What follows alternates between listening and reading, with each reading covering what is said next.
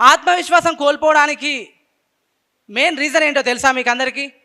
మనలో చాలామంది ఆత్మవిశ్వాసం కోల్పోవడానికి రీజన్ ఏంటంటే, ఫస్ట్ ఆఫ్ ఆల్ మన చుట్టూ ఉన్న ప్రపంచం. మీ చుట్టూ ఉన్న ప్రపంచమే మిమ్మల్ని ఆత్మవిశ్వాసాన్ని కోల్పోలే చేస్తుంది.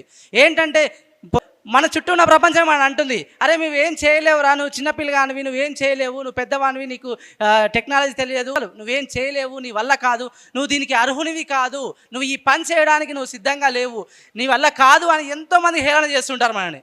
అంత హేళన చేస్తే ఆటోమేటిక్గా మనం ఆ విని విని విని నిజంగా దానికి అలవాటు పడిపోయి, మన మైండ్ దానికి అలవాటు పడిపోయి, నిజంగా నేను చేయలేనేమో, నేను ఇలా పని చేయలేనేమో, నేను ఇది సాధించలేను, మన మీద మనకి ఆత్మవిశ్వాసం మనం కోల్పోతాము. This is the first reason. మనం my dear friends, Thomas Alva Edison మనకు బల్బు కనిపెట్టడానికి అందరికీ తెలిసిన విషయమే. 1000 సార్లు ప్రయత్నించి ఓడిపోయాడు, తర్వాత గెలిచాడు. ఈ 1000 సార్లు ఓడిపోయినప్పుడు అందరూ అన్నారు, నువ్వేం చేయలేవు, నువ్వు ఓటమి అని చెప్పి అందరూ హేళన చేశారు. కానీ ఆ సార్ ఏమన్నారో తెలుసా? నేను ఈ 1000 సార్లు బల్బు కనిపెట్టకపోవడానికి వైఫల్యాలు ఏంటో తెలుసుకున్నాను అని చెప్పి నవ్వుకున్నాడు. ఆ విషయంగా తనలో తాను ఆత్మ న్యూనత, తనలో తాను సెల్ఫ్ కాన్ఫిడెన్స్ బిల్డ్ చేసుకొని, నా మీద నాకు నమ్మకం ఉంది, నేను నా సెల్ఫ్ కాన్ఫిడెన్స్ తోటి నేనున్నాను, నేను ఈ వైఫల్యాలన్నీ అధిగమించి నేను చేస్తానని చెప్పి ముందుకు వచ్చి తనలో తాను సెల్ఫ్ కాన్ఫిడెంట్ని ముందుకు తీసుకొచ్చి గెలిచాడు. That is the reason.